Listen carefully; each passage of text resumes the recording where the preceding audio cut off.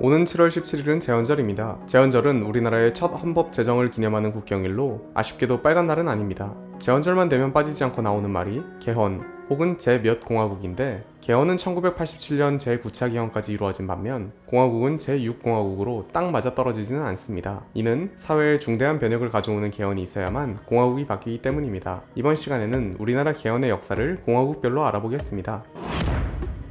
오직 헌법을 제정하기 위해 재헌국회가 구성되어 1948년 7월 17일 재헌헌법이 공포되었습니다. 주요 내용으로는 1회 중임을 허용하는 4년 임기 대통령 간선제와 단원제국회, 그리고 반민족행위 처벌 특별법을 제정할 수 있다는 부칙이 있습니다. 본래 의원내각제와 양원제를 기반으로 하려 했으나 당시 국회의장이었던 이승만의 반대로 대통령제가 되었습니다. 6.25 전쟁이 진행 중이던 1952년 여소야대로 인해 이승만 대통령의 연임이 불확실해지자 대통령 직선제를 위한 개헌안을 발의하였으나 번번이 부결되었습니다. 그로 인해 부산 정치파동을 일으켜 개헌을 밀어붙였고 1952년 7월 7일 공포되었습니다. 주요 내용으로는 대통령 직선제와 양원제, 그리고 국무원 불신임제가 있습니다. 제1차 개헌이 발췌 개헌으로 불리는 이유는 정부와 국회의 개헌안에서 발췌하여 나온 개정안이기 때문입니다. 재선에 성공한 이승만 대통령은 3선을 위해 헌법을 개정하고자 하였습니다. 당시 재적의원 203명의 3분의 2 이상인 135.333명의 찬성이 필요했는데 한 표가 모자란 135표가 나오면서 부결되었습니다. 하지만 부결 다음날 0.333명이 있을 수 없다는 해괴한 논리로 4.4.5입, 즉 반올림을 하여 135명의 찬성으로 가결되었다고 선포하였습니다. 그리하여 1954년 11월 29일 제2차 개정헌법이 공포되었습니다. 주요 내용으로는 헌법 공포 당시 대통령, 즉 이승만 대통령의 중임 제한 예외입니다.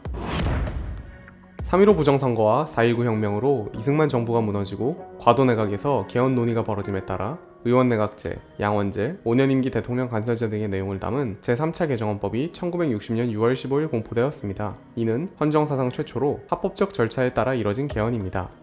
같은 해 10월 3.15 부정선거 주모자에 대한 약한 처벌에 반발한 대학생들이 국회를 점거하는 사건이 벌어지게 됩니다. 이에 3.15 부정선거 주모자, 즉 반민주 행위자를 처벌하기 위한 규정을 마련하기 위해 다시 한번 개정 논의가 일어나 1960년 11월 29일 제4차 개정헌법이 공포되었습니다.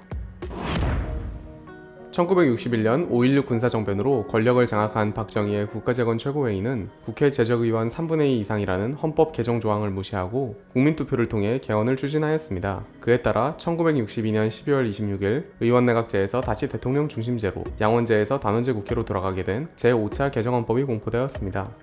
이승만 대통령과 마찬가지로 박정희 대통령 역시 정권 연장을 원하였습니다. 이를 위해 1969년 9월 14일 새벽 2시 국회에서 개헌안을 기습적으로 통과시켰고 국민투표를 거쳐 1969년 10월 21일 제6차 개정헌법을 공포하였습니다. 1971년 8대 총선에서 야당인 신민당이 개헌 저지선을 넘기자 박정희 대통령은 비상계엄을 선포하여 국회를 해산하였습니다. 이후 국민투표를 거쳐 1972년 12월 27일 소위 유신헌법이라 불리는 제7차 개정헌법을 공포하였습니다. 주요 내용으로는 6년 임기에 연임 제한 없는 대통령 간선제로 사실상 박정희 대통령이 무제한으로 집권할 수 있음을 의미합니다. 박정희 대통령의 유신체제는 1979년 11.6 사건으로 막을 내리게 되었습니다. 최규하 권한대행은 일단 유신헌법을 통해 대통령을 선출하되 곧바로 민주헌법으로 개정하여 다시 대선을 치르겠다고 선언하였습니다. 그리하여 12월 6일 제10대 대선에서 최규하 대통령이 당선되었으나 채 일주일도 지나지 않아 12.12 군사반란이 발생하게 됩니다. 이후 민주화에 대한 요구가 거세지자 1980년 5월 17일 전국의 비상계엄을 확대하고 5.18 민주화 운동을 유혈 진압하였습니다. 이에 따라 국가보위 비상대책위원회를 통해 개헌을 추진하여 1980년 10월 27일 제8차 개정헌법을 공포하였습니다. 주요 내용으로는 중임 없는 7년 임기 대통령 간선제와 유신헌법의 비민주적 조항 삭제 등이 있습니다.